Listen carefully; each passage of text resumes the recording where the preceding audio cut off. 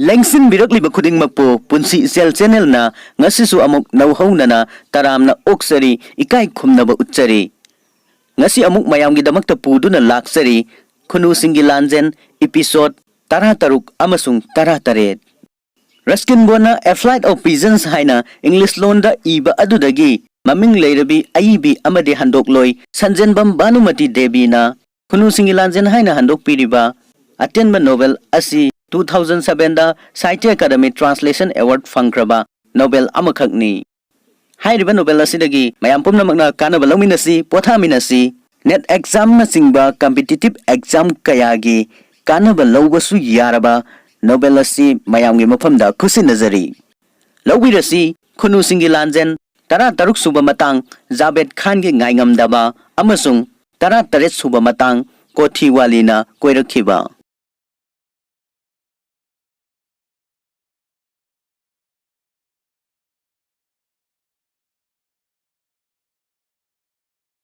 Maraibak thirabi Khan Begum do kalak khamban bagi awaba chaina kayamadi mahakna khoibu loisindriba makaidi khangkhiba tari. Aikhoina magi mayumda halakpa numit adumaktada Javed Khana magi luhongbagi maramda imada amukka hanna hangnabagi khudong sabadu lawkhi. Aingonda hayu Mariam aiha kayam kuina ngaikhigadage. Mahakna numidangi chaklen charaba matungda hangkhibani. Aihakna bukari haiba ngamgadoribano. Imana mangonda munna yenglaga haikhi. Nangnasu aingonda asuki matik toinasu hangkrabani. Ainasu hanana haikrabani. Madudi aihak aigi ibung ipwasinga tanadanadi isha nupisibu hek pithokpa ngamde haibasi. Nahaknasu Delhi-gidamak munaribasi laikhai ama tadriba phawadi ngaibada yakrabani. Phiringi haiba mingsi mutpa oirasanu aina hairibasini. Mahakna sauna haiki. Nangi nabungna fuasing hauzikti loinamuk siramlagani hatlamlagani. Adudagidi magi asawbagi phibamdudagi ikang khanghaudaba awaba amana kupsillakhi. Mahak mathanta murum sonkhi. Nupa aduna subedarji nahakpu tasengnamak Delhi yawba ngamgadrane haikhibadu asengba oigadawri male.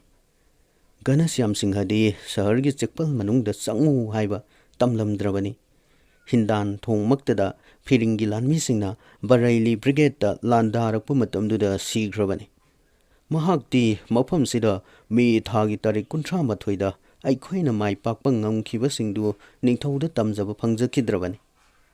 Fareda aihaksu aigi thodi tawkhredana aduga chini matumsingdunasu maharamgi matamda aigi sarbat sembagi khudong chabadudi thokhankhidredana aihaksu Mangal Khangi yumdugi nupa masado warakye tawkhibani adubu apangba Mangalduna aikhoigi marakta lepladuna nupa masado mahakki machadona yoklabani haikhibagi tokpikhibani. Aihakti Islam thazaba misak amatana Islam thazadaba jatki miyoi amabu yokpagi wafamsi sukta takhidri. Makoi loinamak laina laichatta yaukrasanu. Mahakna yumdagi mapanda thokhiba matamduda mamaidu maksinki amasung saukhi. Aduga mikuk kharagi matungda mahakki pukminnadaba manaunipa Saifullah duna leirakta thengzilakpadagi pathanduna magi asauba ningba kaiba pumnamak tainaduna phubadagi law khongbagi makolsu takhi. Javed Khana nupa machadugi maphido khwang phauba sitharaga magi sagol sajai lokthokladuna asuki matik sathina phubikre. Manangandagi unsado tasengnamak machet tatle. Saifullah do numit kayani romde hogat kangkhatre. Asokpa mafamdugi anabaduna law khongduna ta leire. Adubu mangonda thembibagi mahutta Javed Khana nupa machaduda nahiba toktrabadi amukka hanna phugani haidunadum kihanbikhi. Javed saubana angau afaigumna tawkhibasi imagi ningba kainingai oiraba paukhumduna ni haibasida aihakki chingnaba leite. Aduga mahakki asaubado magi manawnupagi mananganda oina tainakibaduda aihak mahakpudi thagatli. Jabetna nupa machado magi mapagi aronba macha oibaduna yamna tukatchei. Numidang wairam adumaktadasu Jabetna magi tamthiba maram chatto amukasu uthoki. Magi sagoldo sana pijakhrabra pijadribara thigalubada rupiya haibi minai nupi duna sana taktri haiba tabadagi nupi dubu kauraga karigi sana takhaidribano hangki. Aihak thabak atay subada sinduna leirure. Mahakna tamjaki. Nang yamna chinbra sigadabi nang chinbra ha. Mahakna sauna lauki aduga magi sagol sajaidu paikhatladuna asuki matik kanna phubikre. Madudi mahakse musuk muna khamle haiba phawba yare. Magi leita sesariba segairaba puritusu phadi saba makai tatle. Mahakto numit kayanirom phamungdagi hendokkhidei. Yungi miyoi pumnamakto Jabetki asaubado mathangda kari kamdaurakadage khanaduna akiba poknaki. Adubu imade nupidugi amasung nupa masadugi nahebasingdo taduna leiba ngamkhide. Mahakna jebanda yengang atakpa khara lauhalure. Aduga maida salaga asokpa mafamsingduda thombire. Mahakna numit humni supna anabasing aduna faraktriba phawba makhoigi seba tawbikhi. Nongmagi numit amada Jabetna imagi manakta amuk changlai. Ekhoidi magi mamangi asaubado amuk hanna uthoraklagadra haiduna kinarami. Adubo mahakti yamna waba mathwai nungaitaba matausu malami. Magi sajatugi kharasu ikaiba kasu oiramba yai. Mahakki masa pumbado anaba phawi haiduna imada tamlami. Adugi phananaba pambai mangonda takpinabasu hairami. Mahakna kanadaba mitibung makhoi anigide hidak sembi. Mahakna haiki. Nahak aihakkisu karino ama phawba piba ngamaroidra. Aihaknabu nangonda kari piba ngamgadoribanoda. Imana khumki. Aisi hakim maibasu natte. Aigi mahausagi phibam dugumba oiramlabadi nangi anabadugi fananaba karino karadi khanba thoklamgadabani. Aibu hayu hairabadi nangdi karisu tawdaba malida. Aihak hakchang nuaite.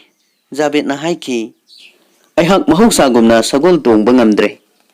Masi pumamakse aihakna akang ahisingi mawa laurudabadagi oikribani. Sagol sel numita sause kaptuna hatkanu haibado laurudabadagini. Haukiba sagol sel numituda aihak sa tanba chaloi. Amuba sasi laba ma ubaduda nongmaina kaploi. Adubu aihak madu panaba kapa ngamhodre. Aduga madugi mahutta mongpampura matakta tongba anguba khunu amada oinadum palure. Khunudu mongsong marak amada paisinkhibani. Adubu aina thibadadi fangkide. Phangdrabasu madumadi soidanamaki siramlagani. Numita aihak karigumba amata phaba phanglakide. Aduga numidang wairamda aina yumda halakpa matamdadi aihak isase pumsok thaba phawi. Amasung aigi khongkhut na chingba kaya ching ase sijinnaba ngamdre. Aihak asiba amadona chap tingkhre. Abdul Rafsu taklure. Aduga kari thokibage haibado taraba matungda mahak aihakpu unaba lakhi. Yamnasu sauki. Maramdi aihakna usektu kaplure. Khunusingse mahakna haiki. Sagolse numitsingda makoigi mongpamdagi asengba nungsit phangmanaba thorakpa misingni. Adudagi Abdul Rafna aibu layengbire. Ka amagi manungda mapanda thokhandana thambire. Aduna aihak isase bab taraklibani. Adumakpu aigi maida pongkhatpasimadi asum leire. Sikhibasingduna aingonda khutpakna thakiba mafam oiramlagani. Mahaki mamaido tasengnamak khajiktang pongkhatpa mali. Adumakpu imana naksinna mamutana yengba nangdringaida Jabettu lambida saglakpa isaigi khonjelda saugalaklami. Mahaki mamaido asauba masak amada onkirami. Amasung mahaki sagol sajaido lauthoklaga yumdugi mapanda chenthokkhirami. ꯃꯄꯥꯟꯂꯣꯝꯗ ꯌꯥꯝꯅ ꯅꯤꯜ ꯈꯣꯡꯕ ꯂꯥꯡꯕ ꯇꯥꯔꯛꯂꯝꯃꯤ꯫ ꯑꯗꯨꯗꯒꯤꯗꯤ ꯑꯩꯈꯣꯏꯅ ꯀꯅꯥꯅꯣ ꯑꯃꯅ ꯑꯌꯣ ꯑꯌꯣ ꯑꯩꯕꯨ ꯀꯟꯕꯤꯌꯨ ꯑꯩꯕꯨ ꯍꯥꯠꯀꯗꯧꯔꯦ ꯍꯥꯏꯅ ꯂꯥꯎꯕ ꯇꯥꯔꯝꯃꯤ꯫ ꯑꯩꯈꯣꯏ ꯑꯃꯒ ꯉꯛꯇꯨꯅ ꯌꯦꯡꯅꯔꯝꯃꯤ꯫ ꯑꯗꯨꯒ ꯈꯥꯟ ꯕꯦꯒꯝꯅ ꯍꯥꯏꯔꯛꯈꯤ, ꯃꯁꯤ ꯉꯥꯏꯍꯥꯛꯀꯤ ꯃꯃꯥꯡꯗ ꯃꯥꯒꯤ ꯇꯧꯗ꯭ꯔꯤꯗ ꯅꯨꯡꯁꯤ ꯅꯨꯡꯉꯣꯟꯒꯤ ꯏꯁꯩ ꯈꯣꯡꯗꯨꯅ ꯂꯝꯕꯤꯁꯤꯗ ꯆꯠꯈꯤꯕ ꯅꯨꯄꯥ ꯃꯆꯥꯗꯨ ꯑꯣꯏꯔꯝꯒꯅꯤ꯫ ꯑꯩꯒꯤ ꯅꯨꯄꯥꯗꯤ ꯌꯨꯝꯁꯤꯒꯤ ꯃꯃꯥꯡꯗ ꯀꯅꯥꯒꯨꯝꯕꯅ ꯏꯁꯩ ꯁꯛꯄ ꯊꯦꯡꯅꯔꯕꯗꯤ ꯃꯍꯥꯛꯀꯤ ꯃꯁꯥ ꯄꯨꯝꯕꯗꯣ ꯁꯥꯖꯩꯅ ꯀꯟꯒꯅꯤ ꯍꯥꯏꯅ ꯃꯥꯒꯤ ꯁꯤꯈ꯭ꯔꯕ ꯃꯄꯥꯒꯤ ꯊꯋꯥꯏ ꯄꯟꯗꯨꯅ ꯋꯥꯁꯛꯈꯤꯕꯅꯤ꯫ ꯑꯗꯨꯕꯨ ꯃꯥꯒꯤ ꯏꯁꯩ ꯁꯛꯄꯁꯤꯅ ꯀꯔꯤ ꯐꯠꯇꯕꯕꯨ ꯇꯧꯔꯕꯒꯦꯅꯦ? ꯏꯃꯥꯅ ꯍꯪꯈꯤ꯫ ꯑꯩꯗꯤ ꯑꯃꯠꯇ ꯈꯪꯗꯦ꯫ ꯑꯗꯨꯕꯨ ꯄꯊꯥꯟꯒꯤ ꯈꯨꯜ ꯃꯅꯨꯡꯗꯗꯤ ꯀꯅꯥꯒꯨꯝꯕ ꯑꯃꯠꯇꯅ ꯂꯝꯕꯤꯗ ꯏꯁꯩ ꯁꯛꯄ ꯅꯠꯇ꯭ꯔꯒ ꯖꯟꯇ꯭ꯔ ꯑꯃ ꯍꯦꯛꯇ ꯈꯣꯡꯕ ꯌꯥꯗꯦ꯫ ꯏꯁꯩ ꯍꯥꯏꯕꯁꯤꯗꯤ ꯑꯄꯥꯝꯕ ꯃꯤꯍꯧꯕ ꯃꯈꯜ ꯈꯨꯗꯤꯡꯃꯛꯀꯤ ꯊꯣꯔꯛꯐꯝꯅꯤ꯫ ꯑꯗꯨꯅ ꯃꯁꯤ ꯊꯤꯡꯏ꯫ ꯑꯗꯨꯝ ꯑꯣꯏꯅꯃꯛ ꯑꯩꯍꯥꯛꯇꯤ ꯑꯩꯈꯣꯏꯒꯤ ꯉꯥꯛꯄꯤ ꯁꯦꯟꯕꯤꯕ ꯑꯣꯏꯔꯤꯕ ꯃꯍꯥꯛꯅ ꯂꯝꯕꯤꯗ ꯑꯇꯣꯞꯄ ꯃꯤꯁꯛ ꯑꯃꯕꯨ ꯃꯍꯥꯛ ꯏꯁꯩ ꯁꯛꯏ ꯅꯠꯇ꯭ꯔꯒ ꯃꯍꯥꯛꯀꯤ ꯇꯧꯗ꯭ꯔꯤ ꯈꯣꯡꯏ ꯍꯥꯏꯕꯒꯤꯗꯃꯛꯇ ꯐꯨꯕꯤꯔꯨꯅꯕꯒꯤ ꯑꯙꯤꯀꯥꯔ ꯂꯩꯇꯦ ꯍꯥꯏꯅ ꯈꯜꯂꯤ꯫ ꯖꯥꯕꯦꯗꯁꯤꯕꯨ ꯃꯍꯥꯛꯀꯤ ꯃꯉꯛ ꯍꯥꯏꯒꯠꯄꯁꯤꯒꯤꯗꯃꯛꯇ ꯅꯕꯥꯕꯇ ꯄꯥꯎꯈꯨꯝ ꯀꯔꯝꯅ ꯄꯤꯒꯅꯤ ꯍꯥꯏꯕꯒꯤ ꯑꯀꯤꯕꯒ ꯑꯃꯠꯇ ꯂꯩꯇ꯭ꯔꯕ ꯖꯥꯠꯂꯥ? ꯈꯥꯟ ꯕꯦꯒꯝꯗꯨ ꯅꯣꯛꯄ ꯍꯧꯔꯛꯂꯝꯃꯤ꯫ ꯅꯕꯥꯕ ꯍꯥꯏꯕ? ꯃꯍꯥꯛꯅ ꯍꯪꯂꯝꯃꯤ꯫ ꯀꯔꯤꯅꯣ ꯅꯪꯅ ꯈꯜꯂꯤꯁꯤꯕꯨ ꯃꯥꯔꯤꯌꯝ? ꯅꯕꯥꯕꯅꯕꯨ ꯃꯁꯤꯒꯤꯗꯃꯛꯇ ꯀꯔꯤꯒꯤ ꯇꯥꯕꯤꯒꯗꯧꯔꯤꯕꯅꯣ?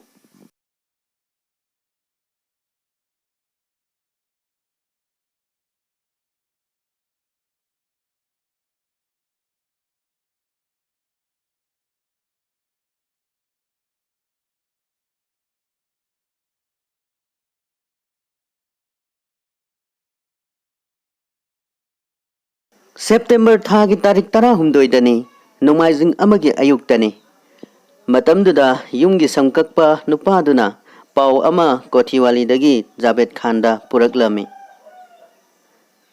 ꯅꯈꯣꯏꯒꯤ ꯅꯟꯗꯣꯝꯆꯥꯅ ꯅꯪꯉꯣꯟꯗ ꯌꯥꯏꯐ ꯄꯥꯎꯖꯦꯜ ꯄꯤꯔꯛꯏ꯫ ꯑꯗꯨꯒ ꯅꯍꯥꯛꯀꯤ ꯅꯅꯥꯛꯇꯁꯨ ꯍꯌꯦꯡ ꯂꯥꯛꯀꯦ ꯍꯥꯏꯅꯁꯨ ꯍꯥꯏꯔꯛꯏ꯫ ꯃꯁꯤꯗ ꯖꯥꯕꯦꯗ ꯈꯥꯟꯅ ꯃꯥꯒꯤ ꯄꯥꯎꯈꯨꯝꯁꯨ ꯄꯤꯈꯤ꯫ ꯃꯁꯤꯁꯨ ꯏꯟꯗꯣꯝꯆꯥꯒꯤ ꯌꯨꯝꯅꯤ꯫ ꯃꯍꯥꯛ ꯂꯥꯛꯄꯤꯗꯨꯅ ꯌꯨꯝꯁꯤꯗ ꯃꯍꯥꯛꯅ ꯂꯩꯕꯒꯤ ꯐꯖꯕꯗꯣ ꯎꯠꯄꯤꯔꯨ ꯂꯥꯎ꯫ ꯑꯁꯤꯒꯨꯝꯕ ꯃꯈꯜꯒꯤ ꯄꯥꯎꯁꯤꯡꯁꯤꯗꯤ ꯊꯣꯏꯗꯣꯛ ꯍꯦꯟꯗꯣꯛꯅ ꯕꯦꯕꯥꯔ ꯂꯩꯕ ꯃꯑꯣꯡꯗ ꯁꯦꯝ ꯁꯥꯅꯩ꯫ ꯃꯊꯪꯒꯤ ꯑꯌꯨꯛꯇ ꯀꯣꯊꯤꯋꯥꯂꯤꯗꯣ ꯃꯥꯒꯤ ꯃꯤꯌꯥꯅꯥꯗ ꯃꯅꯥꯏꯁꯤꯡꯅ ꯁꯦꯟꯅꯔꯗꯨꯅ ꯂꯥꯛꯈꯤ꯫ ꯑꯩꯈꯣꯏꯁꯨ ꯃꯍꯥꯛꯄꯨ ꯑꯃꯨꯛ ꯍꯟꯅ ꯎꯕꯗ ꯅꯨꯡꯉꯥꯏꯖꯈꯤ꯫ ꯃꯔꯝꯗꯤ ꯃꯍꯥꯛꯇꯤ ꯃꯇꯝ ꯄꯨꯝꯅꯃꯛꯇ ꯑꯁꯨꯛꯀꯤ ꯃꯇꯤꯛ ꯃꯔꯨꯞ ꯃꯄꯥꯡꯗꯧꯅ ꯇꯧꯏ꯫ ꯍꯧꯖꯤꯛꯇꯤ ꯃꯥꯔꯤꯌꯝ, ꯑꯩꯍꯥꯛ ꯅꯈꯣꯏꯕꯨ ꯑꯩꯒ ꯂꯣꯏꯅꯅ ꯃꯇꯝ ꯈꯔ ꯂꯩꯃꯤꯟꯅꯁꯤ ꯍꯥꯏꯗꯨꯅ ꯍꯥꯏꯕ ꯂꯥꯛꯂꯤꯕꯅꯤ꯫ ꯑꯩꯍꯥꯛꯇꯤ ꯅꯈꯣꯏꯅ ꯀꯥꯃꯔꯥꯟꯒꯤ ꯃꯌꯨꯝꯗ ꯃꯇꯝ ꯀꯌꯥ ꯑꯃ ꯀꯨꯏꯅ ꯂꯩꯔꯨꯕꯗꯨꯗ ꯀꯂꯛꯄꯅ ꯂꯣꯏꯔꯦ꯫ ꯖꯥꯕꯦꯗ, ꯅꯍꯥꯛꯁꯨ ꯑꯩꯍꯥꯛꯅ ꯃꯈꯣꯏꯕꯨ ꯑꯩꯒꯤꯗ ꯆꯠꯃꯤꯟꯅꯈꯤꯕꯗ ꯑꯌꯦꯠꯄ ꯄꯤꯔꯣꯏꯅꯦꯀꯣ? ꯃꯈꯣꯏ ꯁꯤꯗ ꯁꯨꯝ ꯂꯩꯕ ꯅꯠꯇ꯭ꯔꯒ ꯅꯍꯥꯛꯀ ꯆꯠꯃꯤꯟꯅꯈꯤꯕ ꯍꯥꯏꯕꯁꯤ ꯑꯩꯉꯣꯟꯗꯗꯤ ꯆꯞ ꯃꯥꯟꯅꯩ꯫ ꯖꯥꯕꯦꯗ ꯈꯥꯟꯗꯨꯅ ꯃꯔꯦꯡ ꯁꯨꯛꯀꯠꯂꯗꯨꯅ ꯍꯥꯏꯔꯝꯃꯤ꯫ ꯃꯗꯨꯅ ꯀꯔꯤꯒꯤ? ꯀꯣꯊꯤꯋꯥꯂꯤꯅ ꯃꯔꯧ ꯂꯩꯅ ꯍꯪꯈꯤ꯫ ꯑꯩꯅ ꯈꯟꯕꯗꯗꯤ ꯅꯍꯥꯛꯇꯤ ꯃꯈꯣꯏꯅ ꯅꯪꯒꯤ ꯌꯨꯝꯒꯤ ꯃꯈꯥꯗ ꯂꯩꯕ ꯅꯠꯇ꯭ꯔꯕꯗꯤ ꯅꯊꯋꯥꯏ ꯅꯨꯡꯉꯥꯏꯇꯦ, ꯅꯠꯇ꯭ꯔꯅꯦ? ꯆꯨꯝꯕꯕꯨꯗꯤ ꯆꯨꯝꯕ, ꯑꯗꯨꯕꯨ ꯃꯗꯨꯗ ꯑꯐꯕꯕꯨ ꯀꯔꯤ ꯂꯩꯔꯤꯕꯒꯦ? ꯃꯍꯥꯛꯅ ꯍꯥꯏꯈꯤ, ꯑꯩꯒꯤ ꯑꯄꯥꯝꯕꯗꯤ ꯅꯨꯄꯤ ꯃꯆꯥꯁꯤꯕꯨ ꯑꯩꯒꯤ ꯑꯣꯏꯖꯕꯗꯨꯅꯤ꯫ ꯐꯔꯦꯅꯦ, ꯃꯍꯥꯛꯁꯦ ꯍꯧꯖꯤꯛꯇꯤ ꯅꯪꯒꯤ ꯅꯈꯨꯠꯇ ꯂꯩꯔꯕꯅꯤ, ꯅꯠꯇ꯭ꯔꯅꯦ ꯃꯍꯥꯛꯄꯨ? ꯀꯣꯊꯤꯋꯥꯂꯤꯅ ꯍꯥꯏꯈꯤ꯫ ꯑꯩꯒꯤ ꯏꯔꯥꯏꯕꯛꯁꯤꯗꯤ ꯅꯍꯥꯛꯅ ꯑꯩꯕꯨ ꯑꯃꯨꯛ ꯁꯥꯎꯍꯜꯂꯦꯗꯣ, ꯖꯥꯕꯦꯗꯅ ꯍꯥꯏꯔꯝꯃꯤ꯫ ꯃꯍꯥꯛꯅ ꯑꯩꯒꯤ ꯌꯨꯝꯁꯤꯗ ꯂꯩꯕꯁꯤꯒꯤ ꯋꯥ ꯑꯣꯏꯔꯕꯗꯤ ꯃꯍꯥꯛꯁꯤ ꯑꯩꯒꯤ ꯏꯈꯨꯠ ꯆꯜꯂꯕꯅꯤ꯫ ꯑꯗꯨꯕꯨ ꯃꯗꯨꯅ ꯀꯔꯤꯕꯨ ꯑꯣꯏꯕ ꯌꯥꯔꯤꯕꯒꯦꯅꯦ? ꯃꯥꯒꯤ ꯃꯃꯥꯁꯤꯒꯤ ꯌꯩꯊꯣꯛꯄꯁꯤ ꯅꯠꯂꯝꯗ꯭ꯔꯒꯗꯤ ꯑꯩꯍꯥꯛꯅ ꯃꯍꯥꯛꯄꯨ ꯉꯁꯤꯃꯛ ꯂꯨꯍꯣꯡꯂꯝꯂꯒꯗꯕꯅꯤ꯫ ꯀꯔꯤꯒꯨꯝꯕꯗꯨꯅ ꯃꯥꯒꯤ ꯋꯥ ꯈꯟꯅꯒꯗꯕ ꯃꯕꯨꯡ ꯃꯧꯄ꯭ꯋꯥ ꯂꯩꯔꯤꯕꯗꯧꯅ ꯑꯩꯒꯤ ꯏꯕꯨꯡ ꯏꯄ꯭ꯋꯥꯁꯤꯡ ꯇꯥꯟꯅꯗ꯭ꯔꯤ ꯍꯥꯏꯅꯤ꯫ ꯀꯔꯤꯒꯨꯝꯕ ꯑꯃꯗꯅ ꯗꯤꯜꯂꯤꯒꯤ ꯂꯥꯟꯁꯤ ꯂꯣꯏꯗ꯭ꯔꯤꯕ ꯐꯥꯎꯕ ꯉꯥꯏꯁꯤ ꯍꯥꯏꯅꯤ꯫ ꯑꯗꯨꯕꯨ ꯃꯗꯨꯅ ꯂꯣꯏꯈ꯭ꯔꯕꯁꯨ ꯑꯩꯈꯣꯏꯒꯨꯝꯕ ꯃꯤꯑꯣꯏꯗꯗꯤ ꯀꯔꯤꯕꯨ ꯈꯦꯟꯅꯕ ꯂꯩꯒꯗꯒꯦ? ꯐꯤꯔꯪꯒꯤꯁꯤꯡꯅ ꯂꯥꯟ ꯃꯥꯏ ꯄꯥꯛꯀꯅꯤ ꯍꯥꯏꯅ ꯈꯟꯕꯁꯤ ꯑꯄꯪꯕꯒꯤ ꯋꯥꯅꯤ꯫ ꯃꯈꯣꯏ ꯇꯔꯥꯔꯣꯝ ꯑꯃ ꯑꯩꯈꯣꯏꯒꯤ ꯂꯥꯟꯃꯤ ꯑꯃꯅ ꯇꯥꯟꯅꯕꯗ ꯃꯊ꯭ꯋꯥꯏ ꯍꯤꯡꯅꯕ ꯆꯦꯟꯈꯤꯕꯗꯣ ꯑꯩꯍꯥꯛ ꯎꯍꯧꯗꯕꯗꯧꯅ꯫ ꯃꯗꯨꯁꯨ ꯑꯣꯏꯔꯝꯕ ꯌꯥꯏ, ꯑꯗꯨꯕꯨ ꯃꯇꯝ ꯄꯨꯝꯅꯃꯛꯇ ꯃꯗꯨꯒꯨꯝꯅ ꯇꯧꯈꯤꯕꯗꯤ ꯅꯠꯇꯦ, ꯀꯣꯊꯤꯋꯥꯂꯤꯅ ꯍꯥꯏꯈꯤ꯫ ꯑꯩꯅ ꯉꯛꯂꯤꯕꯗꯤ ꯀꯔꯤꯒꯤꯅꯣ ꯃꯈꯣꯏꯗ ꯅꯪꯒꯤ ꯃꯤꯅꯨꯡꯁꯤ ꯄꯣꯛꯂꯤꯕꯗꯨꯕꯨ ꯏꯟꯗꯣꯝꯆꯥ? ꯐꯔꯦꯅꯦ, ꯃꯈꯣꯏꯁꯤ ꯃꯇꯝ ꯄꯨꯝꯅꯃꯛꯇ ꯑꯩꯉꯣꯟꯗꯗꯤ ꯌꯥꯝꯅ ꯐꯩ, ꯃꯍꯥꯛꯅ ꯈꯨꯝꯈꯤ꯫ ꯑꯩꯒꯤ ꯏꯄꯨꯔꯣꯏꯕꯗꯣ ꯃꯥꯒꯤ ꯌꯦꯛꯅꯕꯁꯤꯡꯅ ꯍꯥꯠꯈ꯭ꯔꯕ ꯃꯇꯝꯗꯨꯗ ꯀꯂꯦꯛꯇꯔ ꯃꯥꯅꯅꯤꯅꯦ ꯑꯩꯒꯤ ꯌꯨꯝꯗ ꯑꯩꯒ ꯂꯣꯏꯅꯅ ꯑꯋꯥ ꯑꯅꯥ ꯈꯥꯡꯕ ꯂꯥꯛꯈꯤꯕꯗꯣ꯫ ꯑꯗꯨꯒ ꯃꯍꯥꯛꯇꯨꯅꯅꯤ ꯑꯩꯈꯣꯏꯒꯤ ꯂꯧꯕꯨꯛ ꯂꯧꯐꯝꯁꯤꯡꯕꯨ ꯑꯩꯈꯣꯏꯗꯒꯤ ꯃꯨꯟꯗꯨꯅ ꯂꯧꯍꯟꯈꯤꯗꯕꯗꯨꯁꯨ꯫ ꯃꯗꯨ ꯃꯇꯝ ꯀꯨꯏꯔꯕꯒꯤ ꯃꯃꯥꯡꯒꯤ ꯋꯥꯅꯤ ꯍꯥꯏꯕꯕꯨꯗꯤ ꯆꯨꯝꯃꯤ, ꯑꯗꯨꯕꯨ ꯑꯩꯅ ꯃꯈꯣꯏꯒꯤ ꯐꯠꯇꯅꯕ ꯈꯟꯅꯅꯕꯒꯤ ꯃꯔꯝꯕꯨ ꯑꯃꯠꯇ ꯂꯩꯇꯦꯅꯦ꯫ ꯄꯨꯝꯅꯃꯛꯁꯤ ꯑꯣꯏꯖꯈ꯭ꯔꯕꯁꯨ ꯅꯪ ꯅꯁꯥꯅ ꯑꯆꯨꯝꯕꯅꯤ ꯍꯥꯏꯅ ꯈꯟꯖꯔꯤꯕ, ꯑꯩꯅ ꯍꯥꯏꯕꯗꯤ ꯂꯥꯜꯍꯧꯕꯒꯤ ꯃꯔꯝꯗꯣ ꯑꯩꯅ ꯊꯨꯒꯥꯏꯒꯦ ꯍꯥꯏꯅ ꯈꯜꯂꯦ ꯍꯥꯏꯅꯗꯤ ꯈꯟꯒꯅꯨ꯫ ꯂꯥꯜꯍꯧꯕꯒꯤ ꯃꯔꯝ ꯍꯥꯏꯕ? ꯀꯔꯤꯒꯤꯅꯣꯅꯦ ꯅꯪꯅ ꯃꯇꯝ ꯄꯨꯝꯅꯃꯛꯇ ꯃꯁꯤꯕꯨ ꯂꯥꯜꯍꯧꯕꯒꯤ ꯃꯔꯝ ꯍꯥꯏꯗꯨꯅ ꯍꯥꯏꯔꯤꯕꯁꯤꯕꯨ ꯏꯟꯗꯣꯝꯆꯥ? ꯖꯥꯕꯦꯗ ꯈꯥꯟꯗꯨ ꯌꯥꯝꯅ ꯂꯩꯇꯥꯗꯕ ꯃꯥꯜꯂꯦ꯫ ꯀꯅꯥꯒꯤ ꯃꯥꯌꯣꯛꯇ ꯂꯥꯜꯍꯧꯔꯤꯕꯁꯤꯡꯅꯣ? ꯃꯤꯇꯣꯞꯁꯤꯡꯒꯤ ꯃꯥꯌꯣꯛꯇ꯫ ꯃꯈꯣꯏꯁꯤꯡꯁꯤꯕꯨ ꯂꯝꯗꯝꯁꯤꯗꯒꯤ ꯇꯥꯟꯊꯣꯛꯂꯣꯏꯗꯕ꯭ꯔꯥꯅꯦ?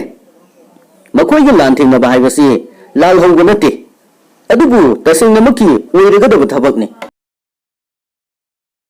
ꯃꯗꯨꯁꯨ ꯑꯣꯏꯕ ꯌꯥꯏ, ꯃꯗꯨꯝ ꯇꯧꯕꯗꯨꯅ ꯃꯔꯥꯜ ꯂꯩꯖꯗ꯭ꯔꯕ ꯅꯨꯄꯤꯁꯤꯡ ꯑꯃꯁꯨꯡ ꯑꯉꯥꯡꯁꯤꯡꯕꯨ ꯍꯥꯠꯄꯤꯕ ꯌꯥꯎꯗ꯭ꯔꯕꯗꯤ꯫ ꯑꯗꯨꯕꯨ ꯐꯤꯔꯪꯒꯤꯁꯤꯡ ꯑꯁꯤꯅ ꯃꯇꯧ ꯀꯔꯝꯅ ꯗꯤꯜꯂꯤꯕꯨ ꯀꯣꯏꯁꯤꯟꯗꯨꯅ ꯊꯝꯂꯤꯕꯅꯣ ꯍꯥꯏꯕꯁꯤ ꯌꯦꯡꯉꯨ꯫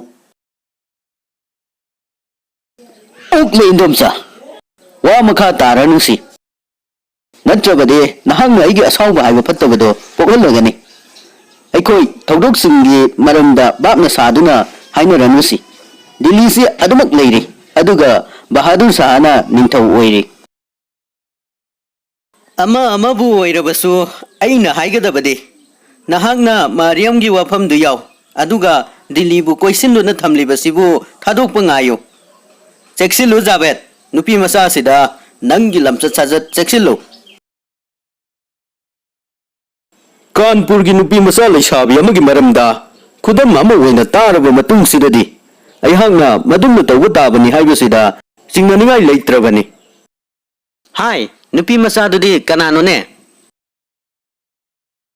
ꯖꯦꯅꯔꯦꯜꯒꯤ ꯃꯆꯥꯅꯨꯄꯤꯅꯤ, ꯆꯍꯤ 10 ꯁꯨꯔꯕ ꯐꯥꯎꯕꯗ ꯑꯗꯨꯝ ꯐꯖꯔꯤꯕꯤ ꯂꯩꯁꯥꯕꯤꯅꯤ꯫ ꯃꯍꯥꯛꯁꯤꯕꯨ ꯅꯥꯅꯥ ꯁꯥꯍꯦꯕꯀꯤ ꯉꯥꯛꯁꯦꯟꯕ ꯑꯣꯏꯔꯤꯕ ꯖꯃꯥꯗꯥꯔ ꯅꯔꯁꯤꯡꯍꯅ ꯃꯥꯒꯤ ꯅꯨꯄꯤ ꯑꯣꯏꯖꯒꯦ ꯍꯥꯏꯗꯨꯅ ꯃꯤꯌꯥꯝ ꯍꯥꯠꯈꯤꯕ ꯃꯇꯝꯗꯨꯗ ꯀꯟꯖꯈꯤꯕꯅꯤ꯫ ꯃꯥꯒꯤ ꯋꯥꯈꯜꯗꯨꯁꯨ ꯑꯩꯅ ꯈꯜꯂꯤꯕꯁꯤꯒꯨꯝꯅ ꯌꯥꯝꯅ ꯄꯨꯛꯆꯦꯜ ꯆꯥꯎꯅ ꯂꯩꯖꯕꯅꯤ꯫ ꯑꯗꯨꯕꯨ ꯑꯇꯣꯞꯄ ꯖꯦꯔꯥꯟꯗꯥꯔ ꯈꯥꯟ ꯀꯧꯕ ꯑꯣꯐꯤꯁꯔ ꯑꯃꯅ ꯅꯨꯃꯤꯗꯥꯡ ꯑꯃꯗ ꯖꯃꯥꯗꯥꯔꯒꯤ ꯌꯨꯝꯗꯒꯤ ꯍꯨꯔꯥꯟꯗꯨꯅ ꯄꯨꯕꯤꯈꯤ, ꯑꯗꯨꯒ ꯃꯍꯥꯛꯄꯨ ꯇꯝꯊꯤꯅ ꯑꯣꯠꯄꯤꯈꯤ꯫ ꯃꯍꯥꯛꯅ ꯑꯗꯨꯝ ꯇꯧꯔꯨꯕꯗꯨꯅ ꯅꯨꯄꯤ ꯃꯆꯥꯗꯨꯒꯤ ꯃꯁꯥꯗ ꯃꯍꯥꯛꯀꯤ ꯃꯖꯥꯇꯤꯒꯤ ꯂꯩꯖꯔꯤꯕ ꯆꯥꯎꯊꯣꯛꯆꯕ ꯑꯃꯁꯨꯡ ꯇꯨꯀꯠꯆꯕ ꯍꯥꯏꯕ ꯄꯨꯝꯅꯃꯛꯇꯣ ꯍꯧꯒꯠꯍꯟꯈꯤ꯫ ꯃꯇꯝ ꯈꯔꯗꯤ ꯃꯍꯥꯛꯅ ꯃꯥꯒꯤ ꯑꯅꯤꯡꯕ ꯋꯥꯈꯜꯁꯤꯡꯗꯣ ꯀꯔꯤꯁꯨ ꯐꯣꯡꯗꯣꯛꯇꯅ ꯂꯣꯠꯁꯤꯟꯗꯨꯅ ꯊꯝꯂꯛꯈꯤ꯫ ꯑꯗꯨꯒ ꯅꯣꯡꯃꯒꯤ ꯑꯍꯤꯡꯗꯗꯤ ꯖꯦꯔꯥꯟꯗꯥꯔꯅ ꯇꯨꯝꯂꯤꯉꯩꯗ ꯃꯣꯟ ꯃꯈꯥꯗꯒꯤ ꯊꯥꯡꯁꯥꯡꯗꯨ ꯁꯠꯇꯣꯛꯂꯒ ꯃꯥꯒꯤ ꯃꯊꯕꯥꯛꯇꯨꯗ ꯊꯤꯟꯖꯤꯜꯂꯝꯃꯤ꯫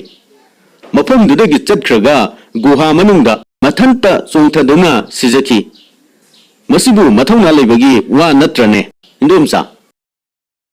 ꯑꯩꯉꯣꯟꯗ ꯌꯦꯡꯗ꯭ꯔꯕꯁꯨ ꯑꯩꯉꯣꯟꯗ ꯃꯈꯨꯠ ꯊꯤꯜꯂꯗꯨꯅ ꯍꯥꯏꯔꯝꯃꯤ꯫ ꯑꯩꯗꯤ ꯃꯥꯕꯨ ꯃꯃꯥꯏꯗ ꯐꯥꯎꯕ ꯃꯥꯏꯄꯨꯅꯅ ꯌꯦꯡꯗ꯭ꯔꯤꯕꯅꯤ, ꯑꯩꯕꯨ ꯊꯥꯖꯕꯤꯌꯨꯅꯦ꯫ ꯑꯍꯥ, ꯅꯪꯁꯤ ꯏꯀꯥꯏ ꯊꯤꯕ ꯅꯨꯄꯥꯅꯤꯅꯦ, ꯀꯣꯊꯤꯋꯥꯂꯤꯅ ꯐꯥꯒꯤ ꯇꯧꯏ꯫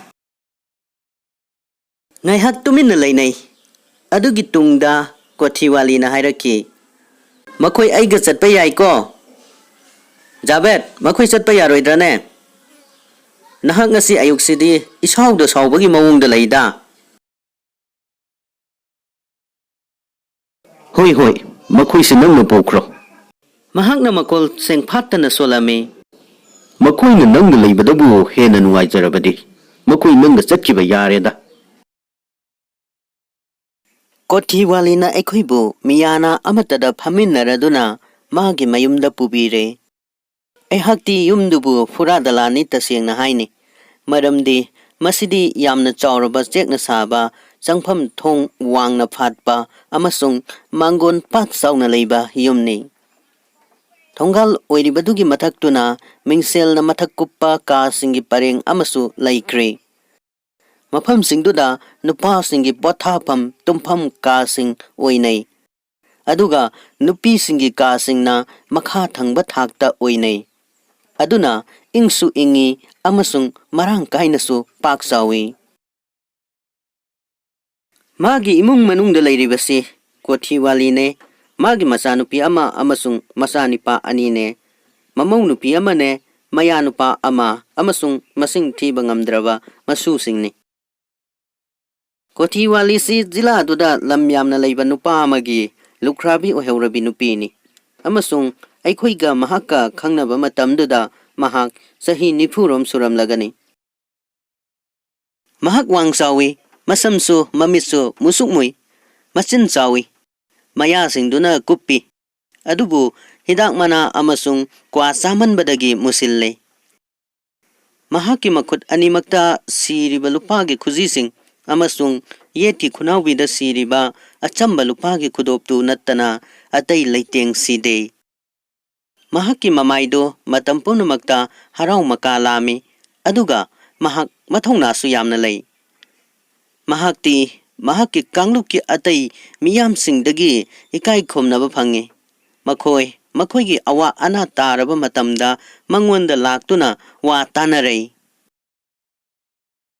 ꯏꯃꯥꯗꯤ ꯃꯥꯒꯤ ꯏꯃꯨꯡ ꯃꯅꯨꯡꯗꯨꯅ ꯌꯥꯝꯅ ꯆꯥꯟꯕꯤ, ꯑꯆꯥꯟꯕꯤ ꯑꯃ ꯑꯣꯏꯈ꯭ꯔꯦ, ꯑꯗꯨꯒ ꯑꯅꯤꯠꯀ ꯑꯩꯒꯕꯨꯅ ꯈꯔ ꯍꯟꯊꯔꯒꯁꯨ ꯑꯗꯨꯃꯛ ꯆꯥꯟꯕꯤ꯫ ꯀꯣꯊꯤꯋꯥꯂꯤꯅ ꯑꯩꯈꯣꯏꯕꯨ ꯀꯥ ꯍꯦꯟꯅ ꯆꯦꯛꯁꯤꯟꯅ ꯌꯦꯡꯁꯤꯟꯕꯤ꯫ ꯃꯍꯥꯛꯅ ꯀꯔꯤꯒꯨꯝꯕ ꯃꯇꯝꯗ ꯍꯥꯏ, ꯃꯈꯣꯏꯁꯤ ꯀꯌꯥꯗ ꯏꯪ ꯇꯞꯈ꯭ꯔꯕ ꯅꯨꯄꯤ ꯃꯆꯥꯁꯤꯡꯅꯣ, ꯃꯈꯣꯏꯗꯤ ꯀꯔꯤꯒꯨꯝꯕꯗꯁꯨ ꯋꯥꯔꯦꯝ ꯉꯥꯡꯗꯨꯅ ꯃꯇꯝ ꯃꯥꯡꯍꯟꯗꯦꯅꯦꯁꯦ꯫ ꯀꯔꯤꯒꯤꯅꯣ ꯅꯨꯄꯤ ꯃꯆꯥꯁꯤꯡꯁꯤꯒꯤ ꯃꯅꯥꯁꯤꯡ ꯑꯃꯁꯨꯡ ꯃꯅꯥꯇꯣꯟꯁꯤꯡꯁꯤ ꯍꯨꯠꯄꯤꯗ꯭ꯔꯤꯕꯁꯤꯗꯤ?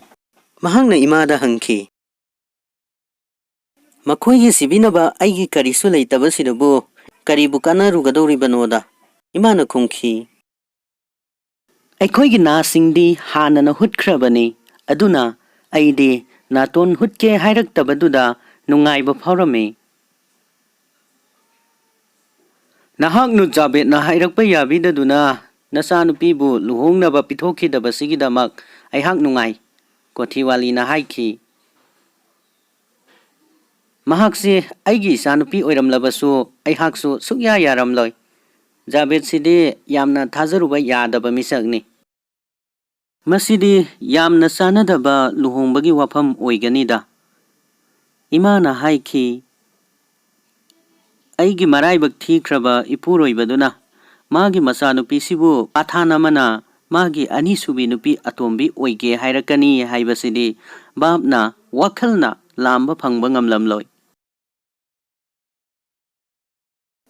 ꯀꯣꯊꯤꯋꯥꯂꯤꯒꯤ ꯃꯆꯥꯅꯨꯄꯥ ꯑꯍꯜ ꯋꯥꯖꯤꯍ ꯎꯜꯂꯥ ꯈꯥꯟꯗꯨ ꯑꯩꯈꯣꯏꯅ ꯋꯥꯔꯤ ꯋꯥꯇꯥꯏ ꯁꯥꯟꯅꯔꯤꯉꯩꯗ ꯆꯪꯂꯛꯂꯝꯃꯤ, ꯑꯗꯨꯒ ꯐꯝꯊꯔꯛꯂꯝꯃꯤ꯫ ꯃꯍꯥꯛꯁꯦ ꯆꯍꯤ 15ꯗꯃꯛ ꯁꯨꯔꯤꯕ, ꯀꯣꯔꯥꯟꯕꯨ ꯆꯤꯟꯐꯥ ꯕ꯭ꯔꯪ ꯕ꯭ꯔꯪ ꯊꯤꯕ ꯉꯝꯕ, ꯃꯇꯝ ꯅꯥꯏꯅ ꯂꯥꯏꯅꯤꯡ ꯂꯥꯏꯁꯣꯟ ꯄꯥꯡꯊꯣꯛꯆꯔꯤꯕ ꯍꯥꯐꯤꯖ ꯅꯍꯥ ꯑꯃꯅꯤ꯫ ꯑꯅꯛꯄꯒꯤ ꯂꯥꯏꯅꯤꯡ ꯂꯥꯏꯁꯣꯟꯐꯝ ꯃꯁꯖꯤꯠꯇ ꯂꯥꯏꯅꯤꯡ ꯂꯥꯏꯁꯣꯟ ꯇꯧꯔꯅꯕ ꯃꯤꯌꯥꯝꯕꯨ ꯀꯧꯔꯤꯕ ꯃꯤꯁꯛꯅꯤ꯫ ꯃꯍꯥꯛꯁꯤ ꯀꯨꯆꯨ ꯐꯖꯩ, ꯃꯌꯥꯏ ꯑꯣꯏꯅ ꯋꯥꯡꯏ, ꯂꯝꯆꯠ ꯁꯥꯖꯠꯇ ꯏꯪ ꯇꯞꯄꯤ ꯑꯃꯁꯨꯡ ꯏꯀꯥꯏ ꯈꯨꯝꯅꯅꯤꯡꯉꯥꯏ ꯑꯣꯏ꯫ ꯃꯥꯅ ꯇꯣꯏꯅ ꯂꯩꯐꯝ ꯑꯣꯏꯔꯤꯕꯗꯤ ꯍꯣꯖꯪ ꯃꯌꯥꯗ ꯂꯩꯔꯤꯕ ꯕꯪꯒꯂꯣꯗꯨꯗꯅꯤ, ꯃꯗꯨꯗ ꯃꯍꯥꯛꯅ ꯂꯥꯏꯔꯤꯛ ꯄꯥꯗꯨꯅ ꯃꯇꯝ ꯂꯦꯜꯂꯤ ꯅꯠꯇ꯭ꯔꯒ ꯁꯇ꯭ꯔꯪ ꯁꯥꯟꯅꯩ꯫ ꯃꯁꯥꯟꯅꯁꯤ ꯍꯧꯖꯤꯛꯇꯤ ꯃꯤꯌꯥꯝꯅ ꯌꯥꯝꯅ ꯄꯥꯝꯅꯔꯝꯕꯗꯨ ꯑꯌꯥꯝꯕ ꯍꯟꯊꯈ꯭ꯔꯦ꯫ ꯃꯍꯥꯛꯇꯨ ꯃꯥꯒꯤ ꯃꯔꯨꯞ ꯀꯥꯗꯨ ꯈꯥꯟ ꯀꯧꯕ ꯃꯁꯛ ꯌꯥꯝꯅ ꯐꯖꯕ ꯅꯍꯥ ꯑꯃ, ꯃꯍꯥꯛꯅꯁꯨ ꯀꯣꯊꯤꯋꯥꯂꯤꯗ ꯏꯟꯗꯣꯝꯆꯥ ꯍꯥꯏꯅ ꯃꯤꯡꯒꯧꯕ ꯑꯃꯒ ꯂꯣꯏꯅꯅ ꯆꯪꯂꯛꯈꯤꯕꯅꯤ꯫ ꯑꯩꯍꯥꯛ ꯃꯍꯥꯛꯄꯨ ꯂꯥꯂꯥ ꯔꯥꯝꯖꯤꯃꯜꯒꯤ ꯃꯌꯨꯝꯗꯒꯤ ꯑꯩꯈꯣꯏꯕꯨ ꯅꯝꯗꯨꯅ ꯊꯣꯛꯍꯜꯂꯛꯈꯤꯕ ꯈꯨꯠꯄꯨꯗꯨꯒꯤ ꯃꯔꯛꯇꯒꯤ ꯑꯃꯅꯤ ꯍꯥꯏꯕ ꯈꯪꯏ꯫ ꯃꯍꯥꯛꯇꯣ ꯌꯨ ꯊꯛꯄꯗꯒꯤ ꯑꯣꯏꯕ ꯑꯅꯥꯕ ꯑꯃꯅ ꯅꯥꯔꯛꯈꯤ, ꯑꯗꯨꯅ ꯋꯥꯖꯤꯍ ꯎꯜꯂꯥꯁꯨ Kothi walina pangsiladuna imada mahakidamagta hidak amatang takpinaba hairami. Aihakti Dr. Oibasu nate. Imana haiki. Anaba masamasuhidi araibagidi layengba mangami. Adubu nupa masa asibudi aina yengba ngamni haibasidi aisingnayko. Nate, magidama karigumba karadang honabibada yabidaba tawbigano. Waziha ulana haijay. Mahak tasengnamak aki akang khangdaba nupani. Adum moinamak mahaksi mai pakpagi miksati phangba ngamjadri. Maraibag thirabasibu phagi tawbino. Kothi walina hai. Mahaksi hanadagi mapung phana mathwai nungaitana urabani. Natida, aihak mahaki afaba thabaksingi matangda indomsada hana tamge. Magi phibam phagatnaba karigumba khara pibaduna kona pige pirasano. Natida, aihak mahaki afaba thabaksingi matangda indomsada hana tamge. Magi phibam phagatnaba karigumba khara pibaduna kona pige pirasano.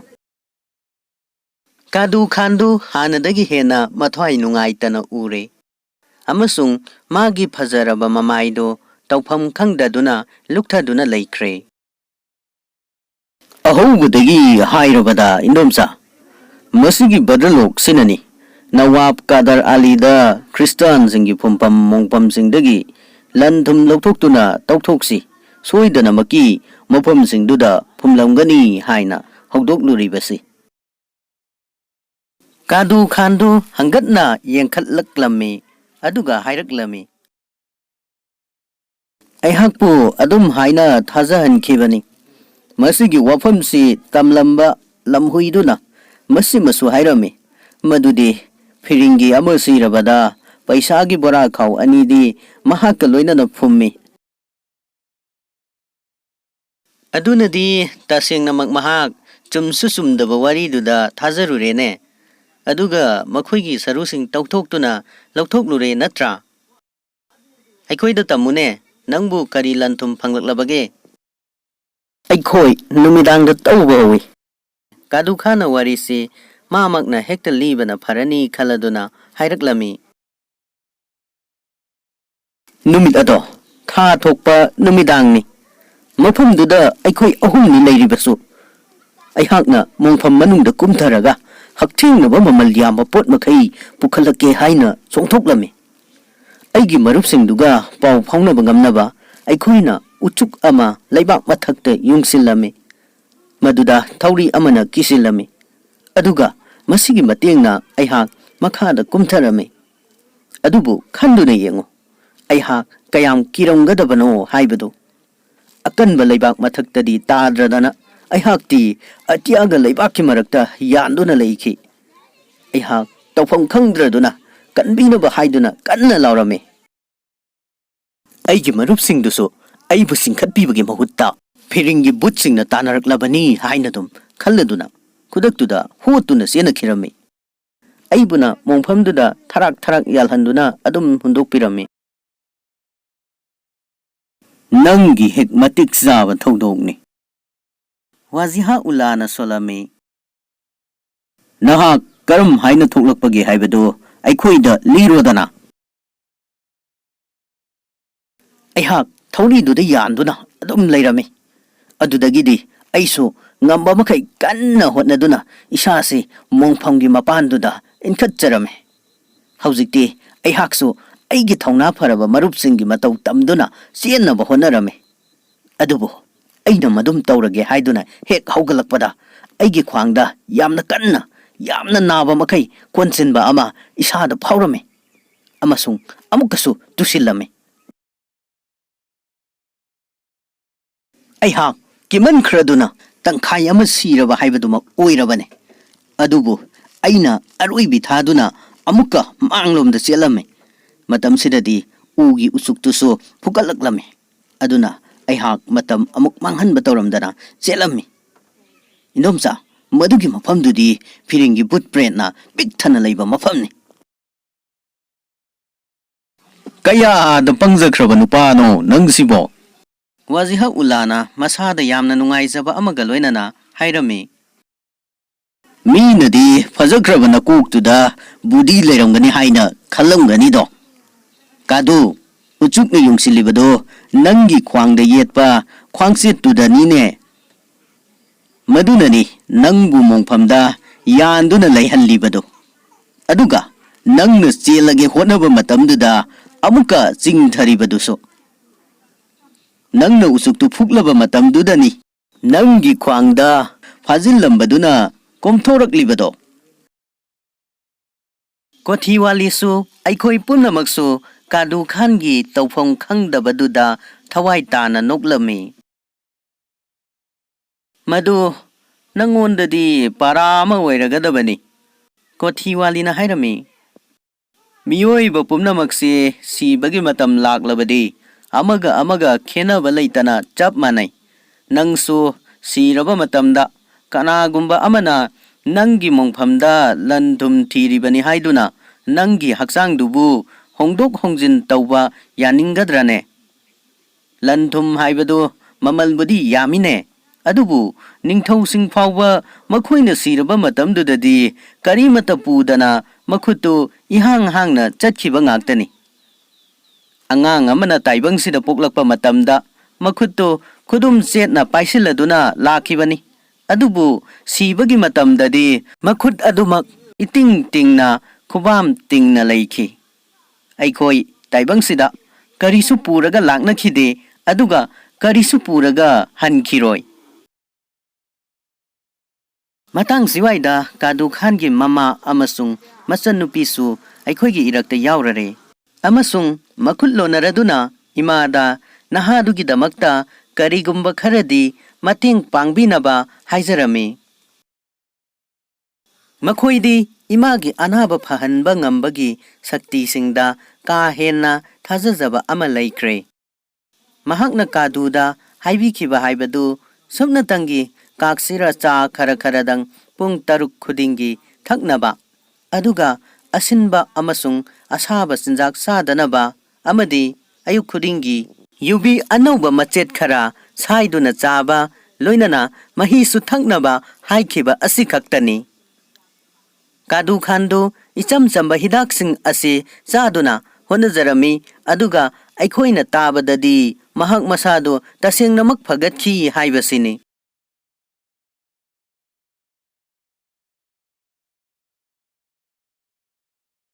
Khunusinggi laanjen episode 16 amasung 17 tabikhiba khudingmakpu amuka hanna thagatpa phongdoksari. Ngasigi tangkaksing asibu nungaibirabadi like, share, comment tawbiramu loinana naungna channel asida sangbiraktuna saruk yabiba yawbiragadi subscribe tawsinbiramu matung dasu kanaba lawminasi pothabagi mikup phangminasi haijabaga loinana ngasigi damaktadi mayamdagi kainanaba mikupto lawjari.